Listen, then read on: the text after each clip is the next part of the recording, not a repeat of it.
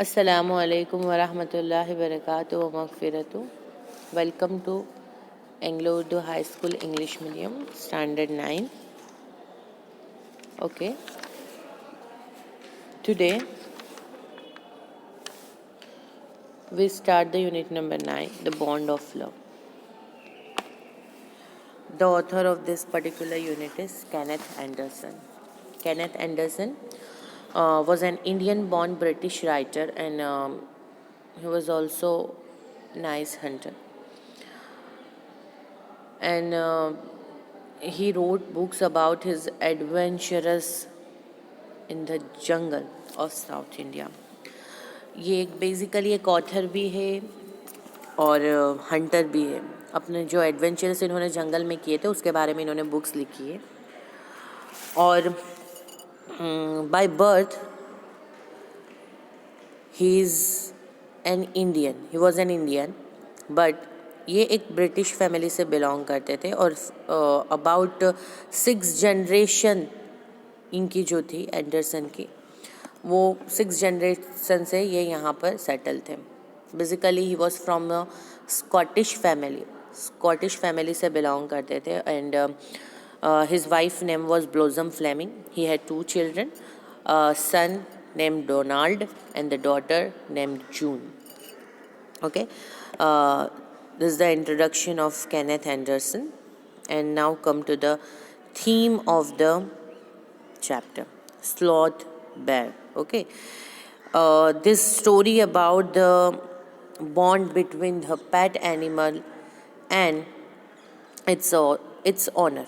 Okay, जो pet animals होते हैं उनके ऑनर के बारे में, और जो पैट एनिमल है उसके दोनों के बीच का जो बॉन्डिंग है, जो कनेक्शन है, उसके बारे में ये पूरी स्टोरी है.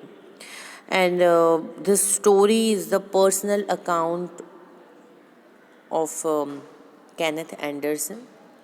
उनकी खुद की बुक है जिसमें इन्होंने अपना एडवेंचरस जितना भी एडवेंचर करते थे वो while he was on hunting, तो वो ये लिखते थे.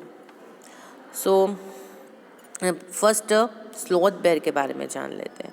Sloth bears inhabit forested areas including the tropical rain forest of India and grassland at lower elevation. Sloth bear पहले तो कहाँ पाए जाते हैं पूरे इंडिया में, तो भाई फॉरेस्टेड एरिया जो हो, और उसमें भी tropical rain forest, high altitude में जो फॉरेस्ट वाला, यानी कंटिन्यूसली जहाँ पर हाई एल्टीट्यूड पे रेन होता रहता है वहाँ पर, या तो फिर ग्रासलैंड में लोअर एलिवेशन में.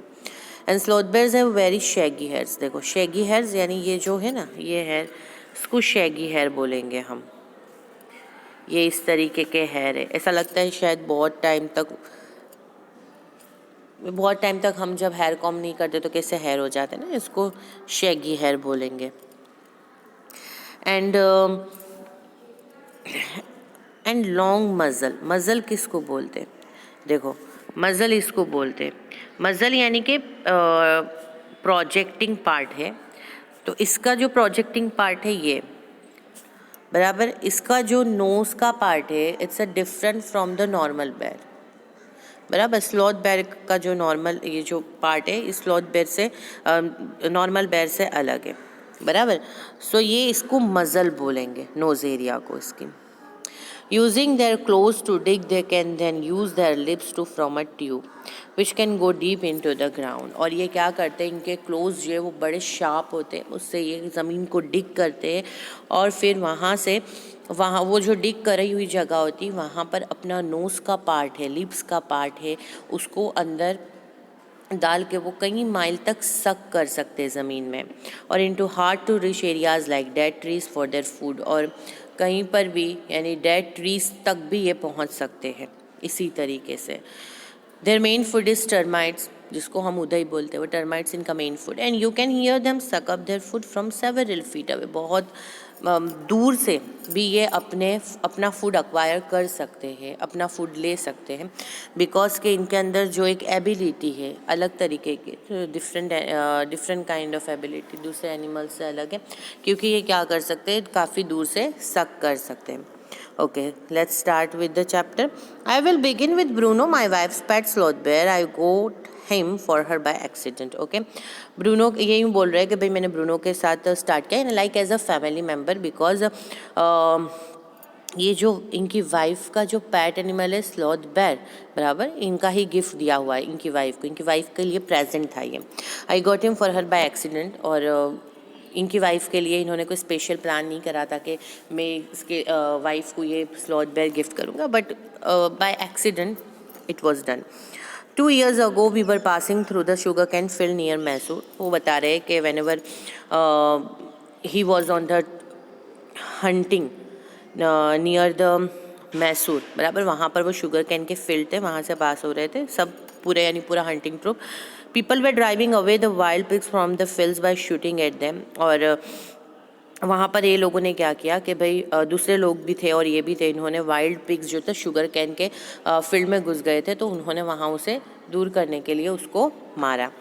सम were shot and some were escaped. थोड़े शॉट हो गए, थोड़े यानी मर गए, थोड़े एस्केप्ड हो गए, एस्केप यानी कि भाग गए. And we thought that everything was over when suddenly a black sloth bear came out panting in the hot sun.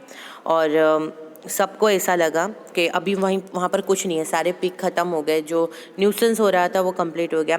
But suddenly क्या हुआ कि एक ब्लैक स्लॉथ बेयर था, वो ब्लैक स्लॉथ बेयर वहाँ पर पैंटिंग करता हुआ, पैंटिंग यानी कि बहुत क्विकली और शॉर्ट ब्रीथ करना हॉट सन में यानी कि गर्मी में खड़ा हो गया पूरे फील्ड के बीच में.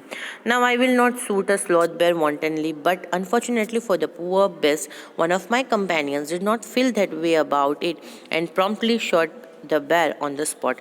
और वो वांटनली का मीनिंग होता है for no good reason. There is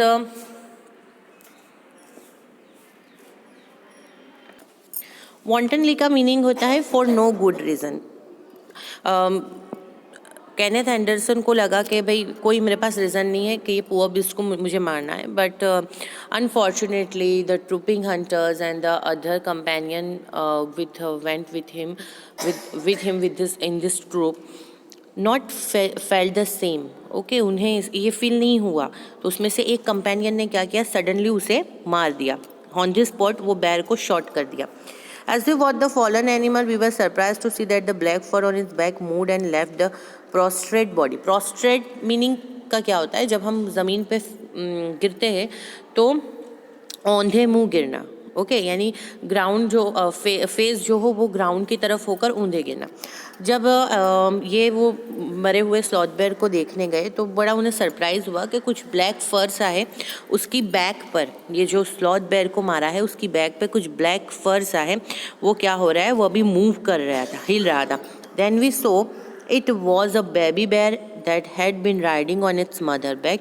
और फिर पता चला कि जब इन लोगों ने वो स्लॉथ बेयर को, ब्लैक स्लॉथ बेयर को जब शॉट करा, at that time the baby bear ride on his mother back. Okay, उसकी माँ के बैक के ऊपर वो राइड कर रहा था. When the sudden shot head killer, suddenly क्या हुआ कि the companions of Kenneth Anderson shot the mother bear and the little creature ran around its prostrate parent making a pitiful noise. And और उसके बाद क्या हुआ कि वो छोटा सा जो क्रीचर है वो आसपास उसके मदर के आसपास दौड़ने लगा, बराबर. और लाइक उसे ये तो चीज़ पता चल गई कि उसकी मदर अब नहीं रही, बराबर, तो पीटीफुल बड़े सैड से नॉइस कर रहा था. I ran up to it to attempt a capture, scooted into the sugarcane field. Following it with my companions, I was at last able to grab it by the scruff of its neck while it snapped and tried to scratch me with its long hooked claws.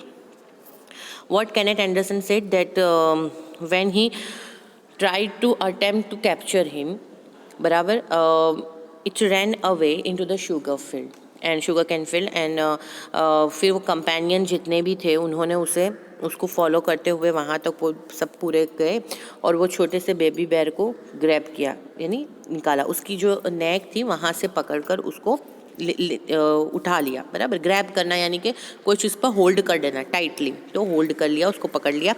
While it snapped, वो तो छूटने की कोशिश कर रहा था. And tried to scratch me with its long hooked claws. और वो जो केनेथ एंडरसन है जिन्होंने उसे ग्रैब किया था उनको स्क्रैचिंग कर रहा था, यानी लाइक उससे छूटना था. We put it one of the We put it in one of the gunny bags we had brought, and when I got back to Bangalore, I duly presented it to my wife. She was delighted. She at once put a colored ribbon around its neck, and after discovering the cub was a boy, she christened it Bruno. Okay. उन्होंने उसे Ghani bags में रख दिया, and when he reached the Bangalore, उन्होंने जो उनकी wife है ब्लूजम Fleming, बराबर, ये जो लेडी है ब्लूजम फ्लेमिंग, उन्हें ये उनकी जो वाइफ है, बराबर, ब्लूजम फ्लेमिंग इनकी वाइफ का नाम है, तो उसे क्या किया, ये प्रेजेंट किया, उनको गिफ्ट दिया, और वो लेडी बहुत खुश हो गई, और उसने क्या करा, उसने उसके नेक के पास में रिबन बांध दिया, और जब उन्हें पता चला कि भाई इट्स अ बॉय, ये लड़का है, तो उन्होंने उसे क्रिश्चियन किया. क्रिश्चियन करना यानी बैप्टाइज करना. It's one kind of religious and Holi process in Christian religion. And उसने क्या किया, उसका नाम भी रख दिया, उसका नाम रखा Bruno. Bruno soon took to drinking milk from a bottle. It was but a step further, and within a very few days he started eating and drinking everything else. Slowly उसने पहले स्टार्टिंग में वो bottle में दूध ही P रहा था, फिर उसने बाद में, बेबी था ना, उसने स्टार्टिंग में उसको दूध दिया गया, वो बॉटल में पी लेता था. उसके बाद थोड़े ही टाइम में उसने खाना पीना, हर चीज़ खाना पीना शुरू कर दिया. And everything is the right word, for he had porridge made from any ingredients, vegetables, fruits, nuts, meat, especially pork, curry and rice, regardless of contentment, and chilies, bread, eggs, chocolates, sweets, pudding, ice cream, etc., etc., etc. As for drink, milk, tea, coffee, lime juice, aerated water, buttermilk, beer, alcoholic liquor, and in fact anything liquid, it all went down with relish. Okay. Bruno, उसके बाद Bruno ने हर चीज़ खाना पीना शुरू कर दी, like हर चीज़, यानी sweet में वो सब चीज़ खा लेता था, स्पाइसी में हर चीज़ खा लेता था, एनी इंग्रेडिएंट से पॉरिज यानी वन काइंड ऑफ खीर वो बनी हुई हो वो खा लेता था वो. एंड देन कोई भी तरीके का लिक्विड उसको चलता था. Even he drink liquid, beer, सब पी लेता था, बराबर. और उसकी एपिटाइट ही इतनी स्ट्रांग थी, यानी उसकी भूख ही इतनी स्ट्रांग थी कि उसको सब चल जाता था. The bear became very attached to our 2 Alsatian dogs and to all the children of the tenants living in our bungalow. He was left quite free in his younger days and spent his time in playing, running into the kitchen and going to sleep in our beds. Okay, वो जब छोटा था, जब उसे starting में लाए थे तो बड़ा छोटा था. नॉर्मली तो बेयर बहुत ह्यूज होते हैं, बट ये बेबी स्लॉथ बेयर था, बहुत छोटा था. तो स्टार्टिंग में जब वो आया तो ऑलरेडी केनेथ एंडरसन के ऑलरेडी 2 पेट डॉग्स थे, एल्सेशियंस डॉग्स थे, तो उनके साथ बहुत अच्छे से अटैच हो गया. और आसपास के जो रहने वाले बच्चे थे उनसे भी वो अटैच हो गया. पूरा दिन खेलता था, इधर से उधर किचन में दौड़ता था, और लास्ट में वो क्या करता था, अपने बेड, उनके जो केनेथ एंडरसन का जो बेड था उस पर जाकर सो जाता था. ओके, सो आज यहाँ तक ही, उसके बाद हम कंटिन्यू करेंगे नेक्स्ट सेशन में. ओके, अल्लाह हाफिज़.